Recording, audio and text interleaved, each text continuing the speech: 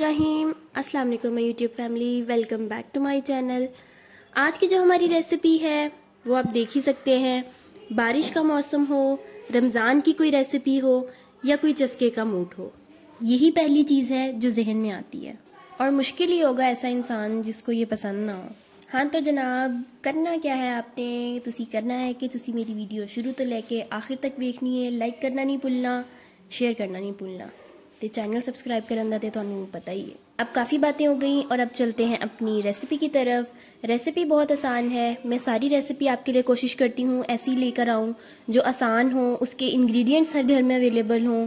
मैंने सब चीज़ें पहले काट के रख ली हैं, अब जस्ट आपको बताना है। इसके लिए जो पहली चीज़ आपको चाहिए वो है आलू। आलू मैंने 3 लिए थे नॉर्मल साइज़ के, उसको मैंने बारीक काट लिया था। ज़्यादा मोटे नहीं काटने क्योंकि वो फिर अंदर कुक नहीं होते। उसके बाद मैंने पालक ली थी आधी गुट्ठी, उसको भी मैंने बारीक काट लिया। और 3 नॉर्मल साइज़ के मैंने प्याज लिए थे और उनको भी मैंने बारीक काट लिया है। धनिया आधी गुट्ठी ली थी, उसको भी बारीक चॉप कर लिया।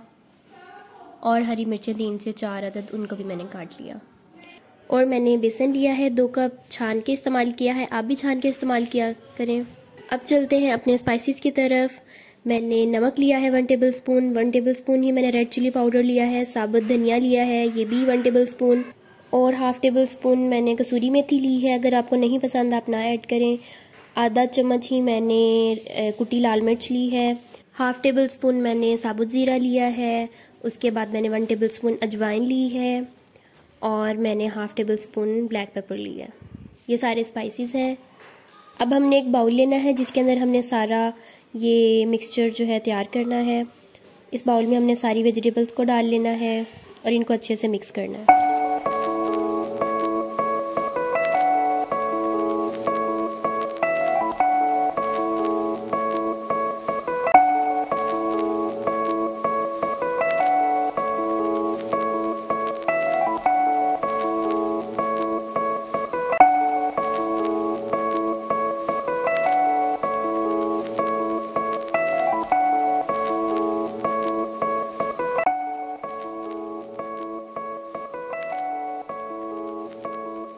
अब ये मिक्स हो गई हैं अच्छे से।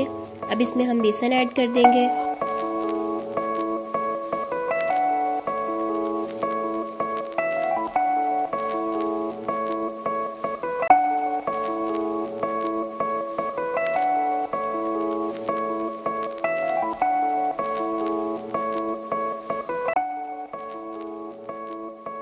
बेसन के बाद हम सारे स्पाइसेस जो हैं इसमें ऐड कर देंगे, इकट्ठे ही ऐड कर दें आप ही, और इसको अच्छे से मिक्स कर लेना है। इस जगह पे एक टिप देना चाहूँगी, अगर आपके पकोड़े सख्त बनते हैं तो आप इसमें 1-2 टेबल स्पून ऑयल ऐड कर दें या घी ऐड कर दें, उससे आपके पकोड़े सॉफ्ट भी बनेंगे और क्रिस्पी भी बनेंगे।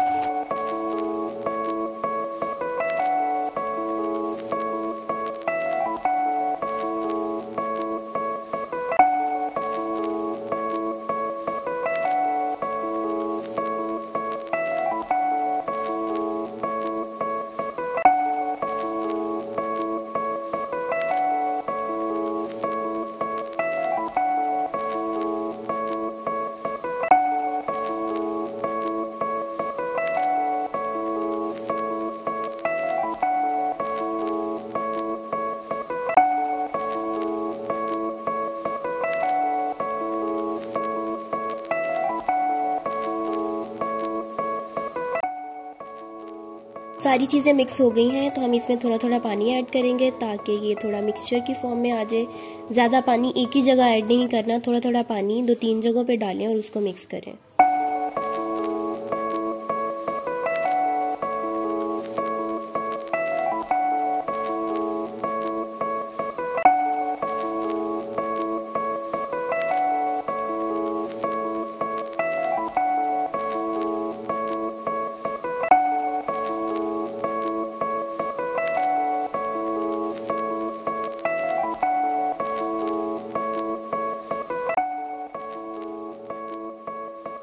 अब ये मिक्सचर तैयार हो गया है। मैं इसमें थोड़ा सा ऑयल ऐड करूँगी क्रिस्पी और सॉफ्ट बनाने के लिए।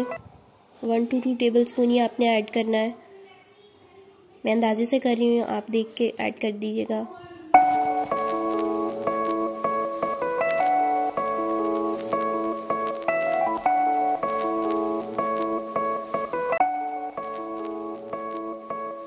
जी पकोड़ों का मिक्सचर तैयार हो गया है। आपने इसको बहुत पतला भी नहीं कर देना और ज़्यादा सख्त भी नहीं रखना। अगर ये पतला हो जाएगा तो फिर ये जाके ऑयल के अंदर सारे टूट जाएंगे पकोड़े। ऑयल जब गर्म होगा फिर आपने इसमें पकोड़े डालने हैं। अगर ठंडे में डाल देंगे तो वो नीचे चिपक जाएंगे। धुएं से आपको आइडिया हो रहा होगा कि काफ़ी गर्म है ऑयल, और बड़ी एहतियात से आपने अंदर डालने हैं वरना आपका हाथ भी जल सकता है। पकोड़ों का मिक्सचर थोड़ा थोड़ा ही डालें। बहुत मोटे पकोड़े हों तो वो जो है अंदर से बेसन कच्चा रह जाता है।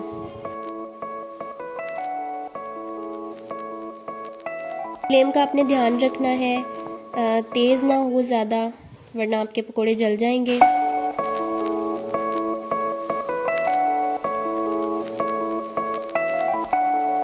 देख सकते हैं कि पकोड़ों का कलर जो है चेंज हो रहा है एक साइड से। अब हम इसकी साइड पलट देंगे ताकि दोनों साइड्स जो है अच्छे से कुक हो जाए।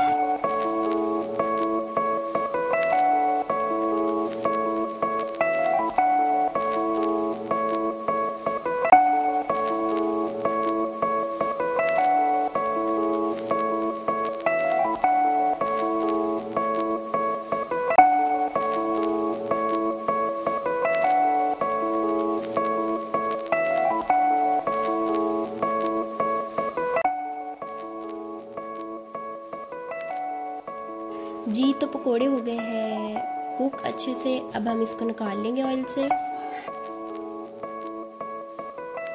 ऑयल अच्छे से निकाल लें।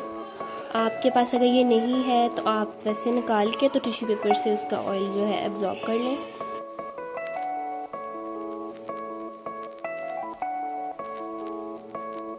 इनको मैंने डिश में निकाल लिया है। मैंने इसको रायते के साथ सर्व किया है।